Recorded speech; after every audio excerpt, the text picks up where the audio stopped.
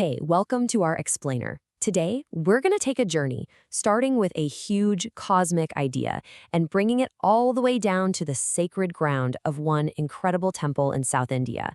Our whole focus, the element of earth. Just let that sink in for a second. Before any of our buildings, before any of our cities, there was just earth. So we're not just talking about some old structure.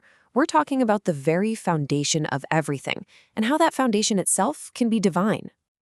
And this idea, experiencing the elements as divinity, it's brought to life in the Pancha Bhoota Temples.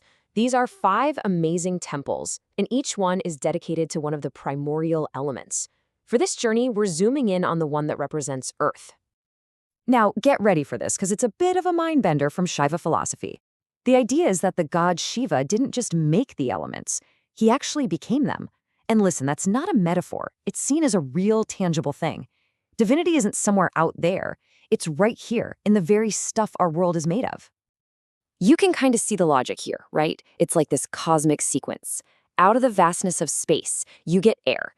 Air fuels fire. That leads to water, and finally, the solid, tangible form of earth.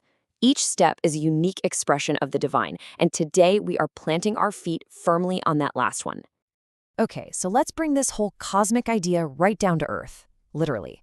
We're heading to the ancient city of Kanchipuram in South India, to the Ekāmbareshwarar Temple. This is the place where earth itself is worshipped. The key concept they use is Prithvī Tattva, and what that really means is the earth principle. It's this idea that Shiva isn't just in the earth, he is the earth. He is the stability, the stillness, the very foundation that everything else is built on. Behind every great sacred place, there's always a story, right?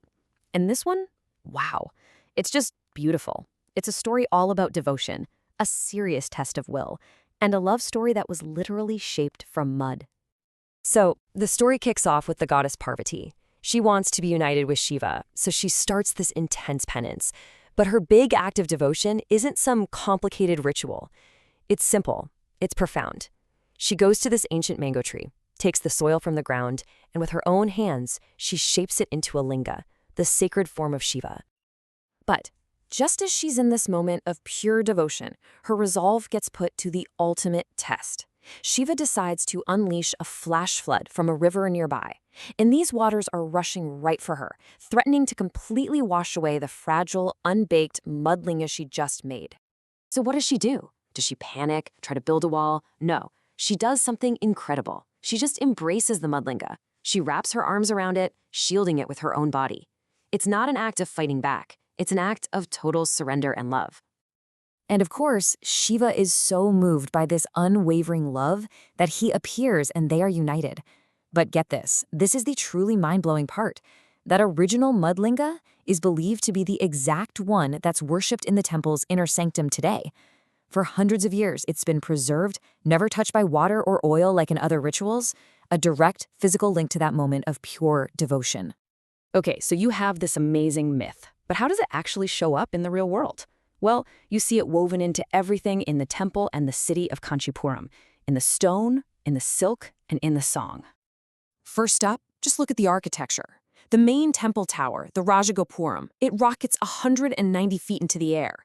That's huge. It doesn't just sit on the earth. It feels like it's rising right out of it, like a man-made sacred mountain. It's this massive, solid tribute to the earth element. And this place wasn't just thrown up overnight, not even close. It's like layers of history, all stacked on top of each other. The Pallavas laid the first stones. Then the Cholas came along and added all this incredible art. And finally, the Vijayanagara Empire gave it the soaring towers we see today. We're talking about more than 1,000 years of continuous devotion, literally carved in stone. You really can't separate the temple from the city. It's the beating heart of the place, in more ways than one. Sure, it's the spiritual center for festivals and worship, but it's also the economic anchor for the whole community, supporting generations of artisans, the famous Kanchi silk weavers, the sculptors, you name it. Their work is totally tied to the sacred ground. Yeah, this is absolutely not some dusty old museum. This place is alive. The whole year is packed with these vibrant festivals. Take Panguni Uttaram, for example. It celebrates the cosmic wedding of Shiva and Pārvati, basically reenacting the founding story of the temple itself. The whole site just pulses with the rhythm of this unbroken, ancient tradition. All right, so we've seen the myth, the history, the culture, but what's the big takeaway for us? Let's zoom back out for a second and think about the universal lesson the earth element has to offer. I think this is the real core lesson here. We usually think transformation has to be fiery and fast and full of movement. But the earth element, Prithvi, it teaches us about a totally different kind of power. It's the strength you find in being stable, in enduring, in having the quiet courage to just hold your ground. And that brings us right back to Pārvati, doesn't it? Her real power wasn't in fighting the flood. It was in that embrace.